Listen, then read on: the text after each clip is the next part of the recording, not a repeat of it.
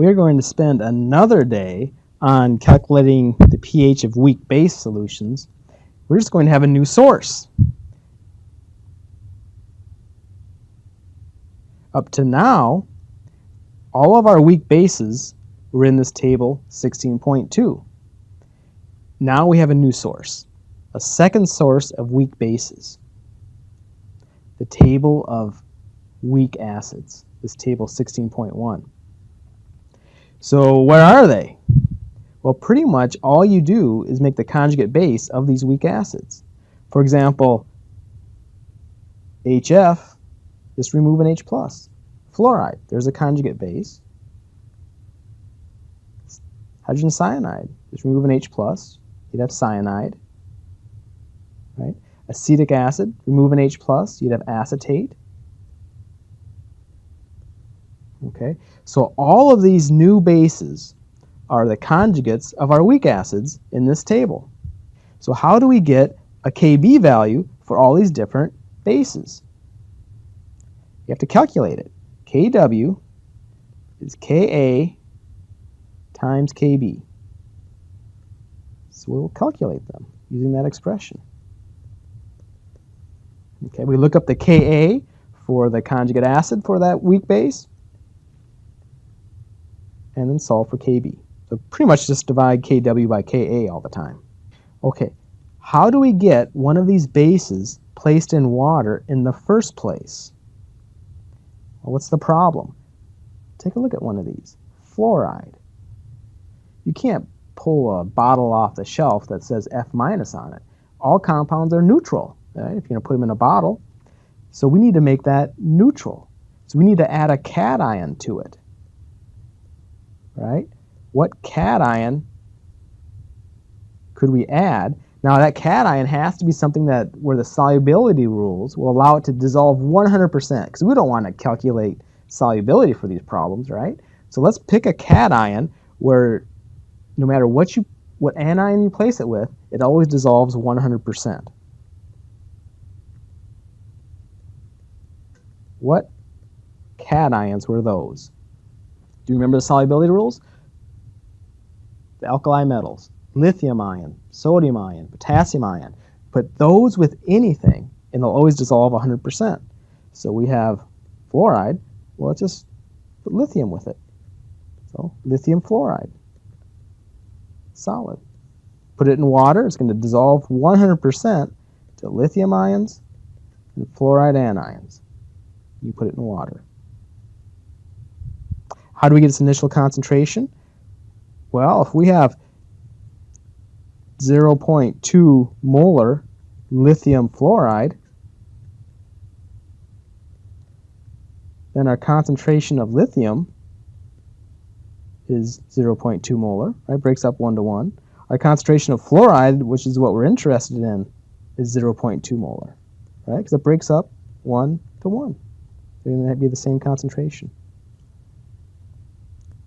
Feel free to use tables 16.1 and 16.2 to determine whether each solution will be acidic, basic, or neutral, and write the reaction that controls the pH of that solution. So the name of the game here is to identify these compounds to determine whether they're an acid or a base. If they're an acid, we'll write a Ka reaction. If they're a base, we'll write a Kb reaction. And we've got these tables to help us out. If it's in this table, we'll definitely write a Kb reaction. If it's in this table, we'll definitely write a Ka reaction. If it's a conjugate base of one of these, we'll write a Kb reaction, because it's a weak base. It's a conjugate of one of those. Let's start with sodium cyanide. Now the alkali metal's a real hint there, right? So that means what we have present is cyanide, because the alkali metals do nothing. So there it is. There's our conjugate acid, hydrogen cyanide. So if cyanide is present, we have to write a Kb reaction. Cyanide plus water forms hydrogen cyanide and hydroxide. Okay. So this is going to be basic. We didn't write basic. Forgot to write basic. It's going to be a basic solution.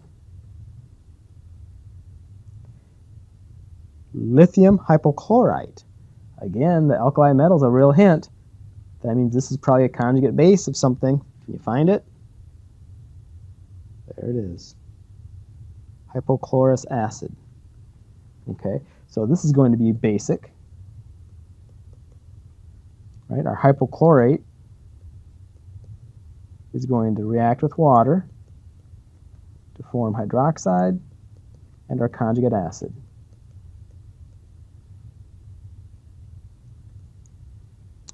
We have C5H5N. Does that look familiar? Does it look like pyridine? It's in the weak base table, so that means it has to be basic. So we have to write a Kb expression. Pyridine plus water forms hydroxide and the conjugate acid.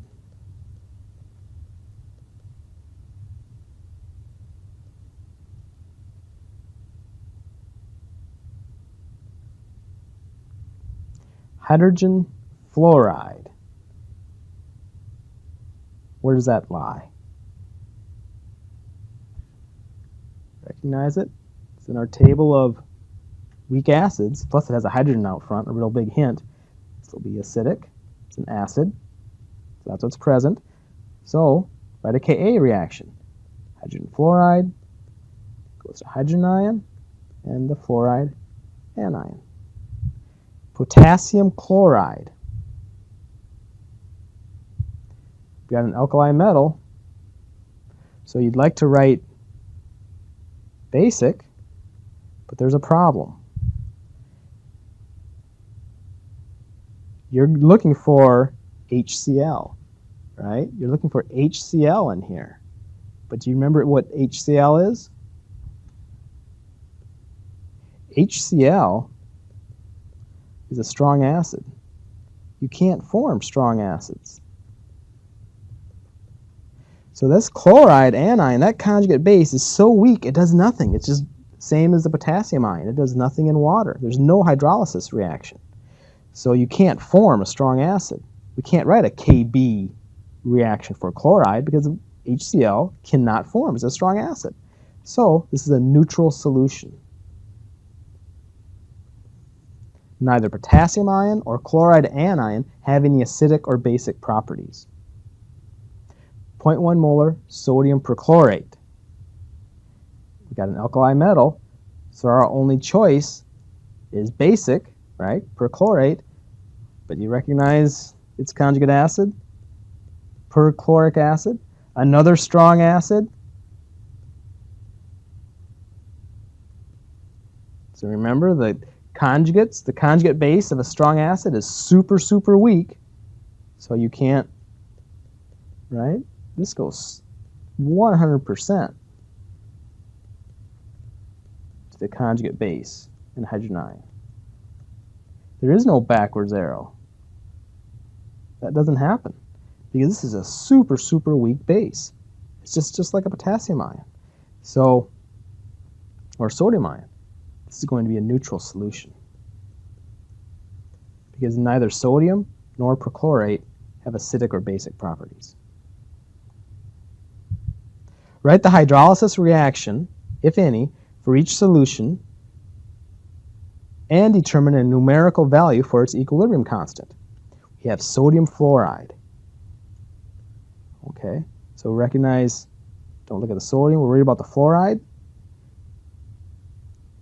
It's going to be a basic solution, right? Let's write the hydrolysis reaction. So if it's basic, we have to write a Kb reaction.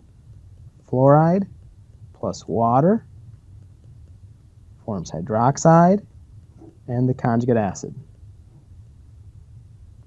Okay, and determine a numerical value for its equilibrium constant. So that means we need a Kb number. Kb is going to be what? Okay, fluoride. Fluoride is not in this table, but here it is. Here's its conjugate acid. We know the Ka is 6.8 times 10 to the negative 4. So Kw equals Ka times Kb. Kw is 1 times 10 to the negative 14. Ka was 6.8 times 10 to the negative 4 for hydrogen fluoride. So we'll solve for Kb. 1 times 10 to the negative 14 divided by 6.8 times 10 to the negative 4, about 1.47 times 10 to the negative 11. That's my Kb.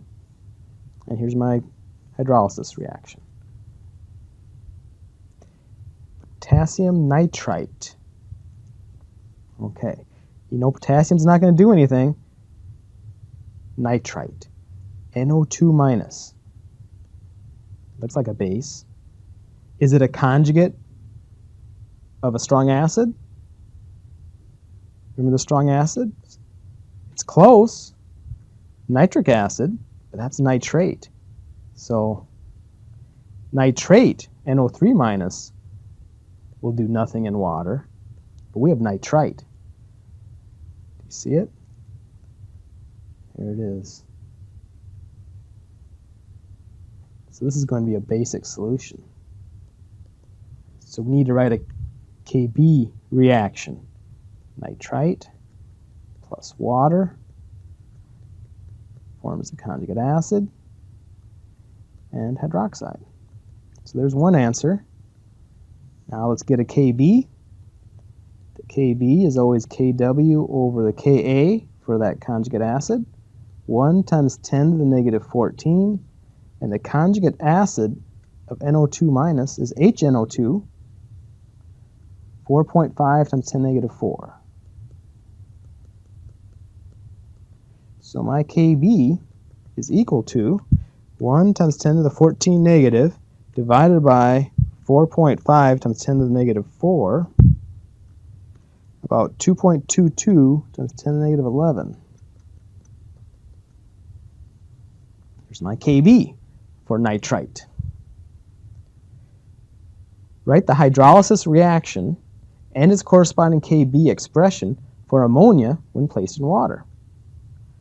Okay, ammonia is in my Kb table, right, my weak base table, so I'll just write a straight hydrolysis reaction for ammonia. Conjugate base plus water forms a conjugate acid and hydroxide. And the Kb expression, products over reactants. Ammonium times hydroxide concentration all over ammonia concentration. All right, water's a liquid. We should have little subscripts on there. That would probably look better.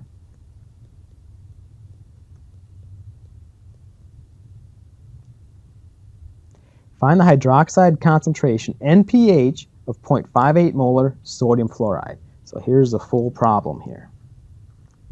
We have sodium fluoride. What type of hydrolysis reaction will happen? Sodium doesn't have a hydrolysis reaction. Fluoride, it does, right? Because its conjugate acid is HF. So it has a Ka. We are going to have a basic solution, right? That fluoride is going to form a basic solution. So our hydrolysis reaction is a Kb reaction, forms a conjugate acid plus hydroxide. Now they want to know the pH, so we need to do ice.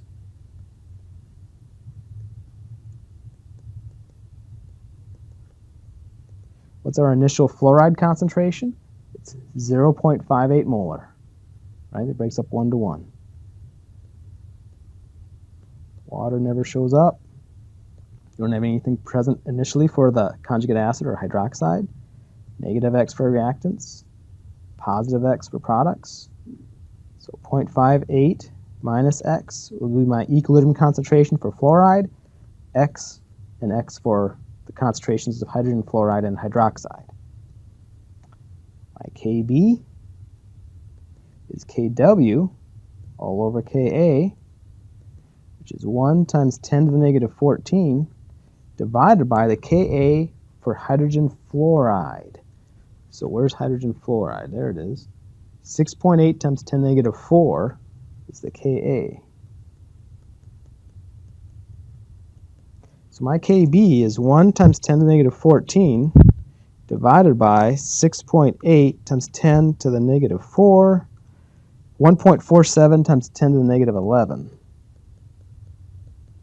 That has to equal products over reactants, right? It'd be x squared divided by 0.58 minus x. Recognize we have 10 to the negative 11. Awesome, so we can drop that negative x. So 1.47 times 10 to the negative 11 is approximately x squared divided by 0.58. So what's my x? 1.47 times 10 to the negative 11 times 0.58 equals, take the square root, about 2.92 times 10 to the negative 6. Okay, now that is my x, and x is the hydroxide concentration. They want to know the hydroxide concentration, so that is my answer. 2.92 times 10 to the negative 6 molar. They want to know pH and the pH. So let's take the log of that. My pOH is 5.53, subtract it from 14. About 8.46 is a pH.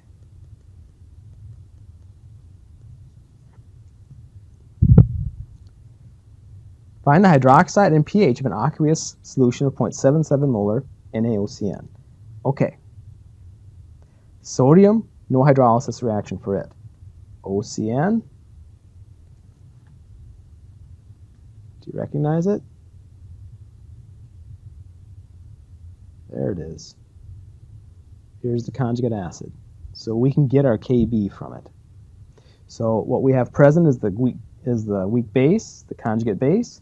So this is going to be a basic solution. So we need to write a Kb reaction.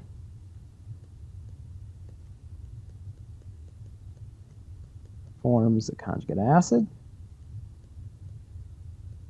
and hydroxide. Make our nice ice table. Initially, I have 0.77 molar present. No water or anything else. Negative x for reactants, positive x for products. 0.77 minus x, x, and x. So my Kb is Kw divided by Ka. 1 times 10 to the negative 14 divided by the Ka. And we said that was 3.5 times 10 to the negative 4.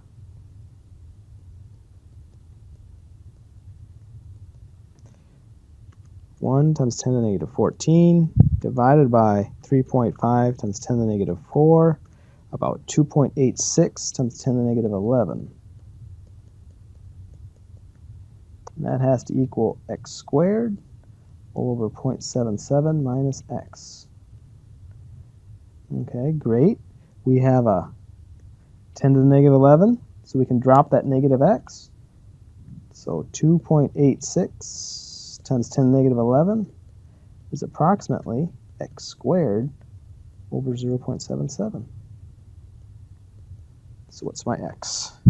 2.86 times 10 to the negative 11 times 0.77 equals, take the square root, about 4.69 times 10 to the negative 6. Okay, that is my x, that's my hydroxide concentration. 4.69 times 10 to the negative 6.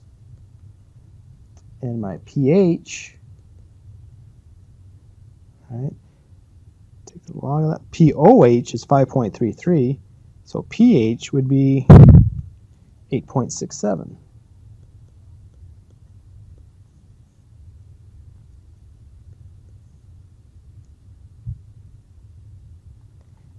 Okay, so we are essentially doing the same thing we did before, except we have a new source of hydrolysis chemicals, and those are the conjugates of our weak acids.